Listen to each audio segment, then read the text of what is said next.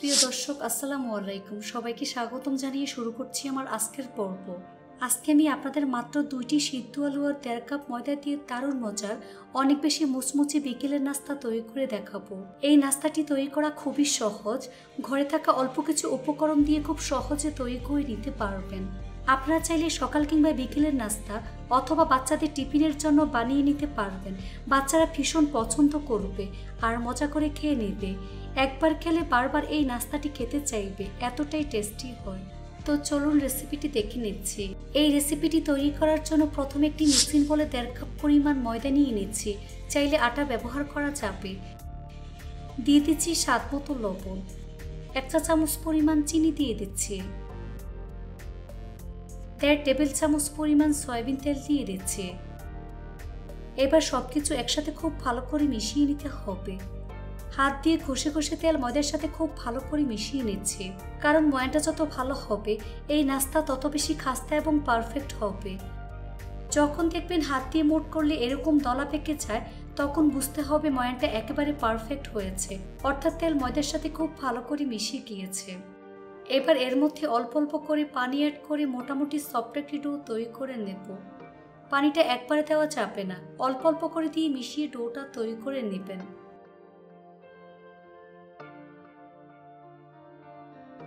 ডোটা মাখানো হয়ে গিয়েছে।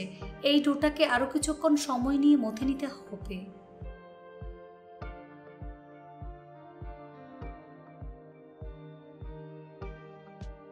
উপরে সামান্য পরিমাণ তেল মেখে নিচ্ছি, এতে করে ডোটা ড্রাই হয়ে যাবে না, একেবারে সফট থাকবে। কিচেন টাওয়াল দিয়ে ঢেকে দিচ্ছি, তারপর ঢাকনা দিয়ে ঢেকে রেখে দেব প্রায় 20 মিনিটের মতো। এই ফাঁকে চুলা একটি ফ্রাই প্যান বসিয়ে এর মধ্যে 1 টেবিল চামচ পরিমাণ সয়াবিন তেল দিয়ে দিচ্ছি।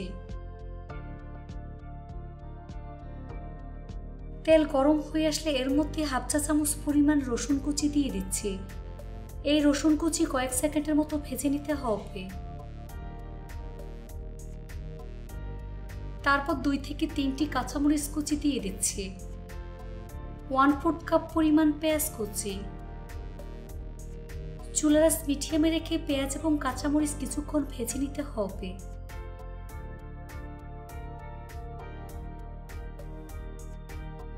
যখন দেখবেন পেঁয়াজের কালার চেঞ্জ হয়ে গিয়েছে, তখন এর মধ্যে দিয়ে দিচ্ছি স্বাদ মতো লবণ, 1/2 চা চামচ পরিমাণ ভাজা জিরার গুঁড়া, 1/4 চা চামচ পরিমাণ মরিচের গুঁড়া, 1/4 চা চামচ পরিমাণ হলুদের গুঁড়া, 1/2 চা চামচ পরিমাণ চাট মশলার গুঁড়া অ্যাড করে দিচ্ছি। গুঁড়া মশলা পেঁয়াজের সাথে খুব ভালো করে মিশিয়ে 2 থেকে 3 মিনিটের মতো ভেজে নিতে হবে। তারপর এর মধ্যে 2টি মিডিয়াম সাইজের সিদ্ধ আলু দিয়ে দিচ্ছি। আলু এরকম ছোট করে কেটে সিদ্ধ করে নিয়েছি। সিদ্ধ আলু পেঁয়াজের সাথে খুব ভালো করে মিশিয়ে নিচ্ছি। স্প্যাচুলার দিয়ে আলুটাকে ভেঙে ম্যাশ করে নিতে হবে। আপনারা চাইলে আগে থেকে হাত দিয়ে ম্যাশ করে নিতে পারবেন। আলু ভালো করে ম্যাশ করার পর প্রায় 3 থেকে 4 মিনিটের মতো ভেজে নিতে হবে। নামানোর আগে কিছুটা পরিমাণ ধনিয়া পাতা কুচি অ্যাড করে দিচ্ছি। ধনিয়া পাতা ভালো করে মিশিয়ে নিতে হবে। এই তো আলুর পুর রান্না হয়ে গিয়েছে। এখন চুলা বন্ধ করে পুরটাকে ভালো করে ঠান্ডা করে নেব। ফিরে আসলাম 20 মিনিট পর। এখন ঢাকনা সরিয়ে ডোটাকে আরো কিছুক্ষণ সময় নিয়ে মথে নিতে হবে।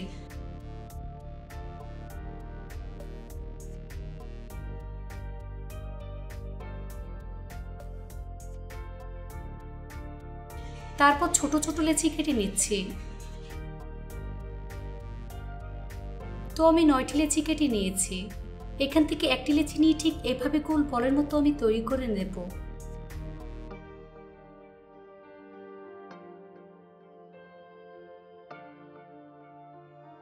এই তো গোল বলের মতো আমি তৈরি করে নিয়েছি।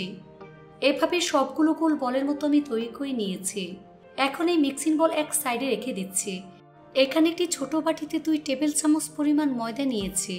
এর মধ্যে অল্প অল্প করে পানি অ্যাড করে পাতলা একটি ব্যাটার আমি তৈরি করে নেব।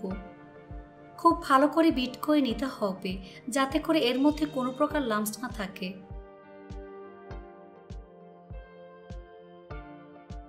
এখন এটাকে এক সাইডে রেখে দেব। এবার একটি বল বোর্ডের উপর নিয়ে হাত দিয়ে চেপে চ্যাপ্টা করে নেব। উপরে সামান্য পরিমাণ ময়দা চিটিয়ে বেলুন দিয়ে বেলে পাতলা লম্বাটে একটি রুটি আমি তৈরি করে নেব।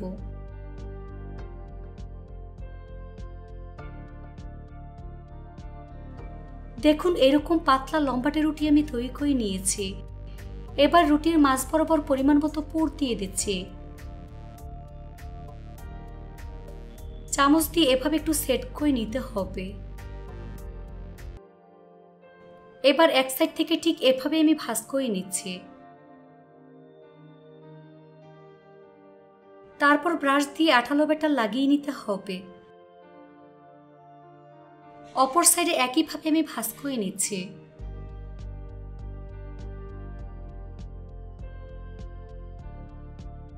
এক সাইডে আবারও আঠালো ব্যাটার লাগিয়ে নিচ্ছি। তারপর এক সাইড থেকে ঠিক এভাবে আমি ভাঁজ করে নিচ্ছি। এবার রুটিটাকে আমি ঠিক এভাবে উল্টে নিচ্ছি। এই সাইডটাতেও একইভাবে আঠালো ব্যাটার লাগিয়ে নিতে হবে। তারপর ঠিক এভাবে ভাঁজ করে নেব। হাত দিয়ে খুব ভালো করে চেপে সেট করে নিচ্ছি। এই তো একটি নাস্তা আমি তৈরি করে নিয়েছি। এখন একটি প্লেটের মধ্যে নিয়ে নিচ্ছি। একইভাবে সবগুলো নাস্তা আমি তৈরি করে নিয়েছি। এবার নাস্তাগুলো ভাজার পালা। চুলা একটি ফ্রাই প্যান বসিয়ে পরিমাণ মতো সয়াবিন তেল দিয়ে তেলটাকে হালকা গরম করে নিয়েছি। এবার গরম তেলে একে একে নাস্তাগুলো আমি দিয়ে দিচ্ছি। বেশি গরম তেলে নাস্তাগুলো দেওয়া যাবে না, তাহলে নাস্তাগুলো পুড়ে যাবে আর খুব বেশি মুচমুচে হবে না। নিচের পাশ হালকা ভাজা হয়ে আসলে উল্টে দিচ্ছি। চুলার আঁচ মিডিয়ামে রেখে এই নাস্তাগুলোকে সময় নিয়ে ভাজতে হবে। এভাবে কিছুক্ষণ পরপর উল্টে পাল্টে গোল্ডেন ব্রাউন কালার এবং ক্রিস্পি করে ভেজে নিতে হবে।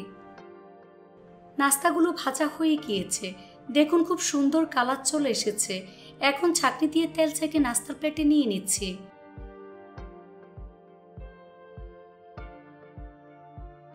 তেল ভালো করে ছড়িয়ে নিতে হবে। তারপর পরিবেশন করে আপনাদের দেখিয়ে দিচ্ছি। দেখুন আমার আলুর ইউনিক নাস্তা দেখতে মাশাআল্লাহ কতটা সুন্দর এবং কতটা লোভনীয় হয়েছে। খেতে কিন্তু অনেক বেশি মজার হয়েছে। এভাবে একবার হলেও তৈরি করে দেখবেন। এটা তৈরি করে খেলেই বুঝতে পারবেন ঠিক কতটা মজার। রেসিপিটি ভালো লাগলে অবশ্যই একটি লাইক দিয়ে দিবেন।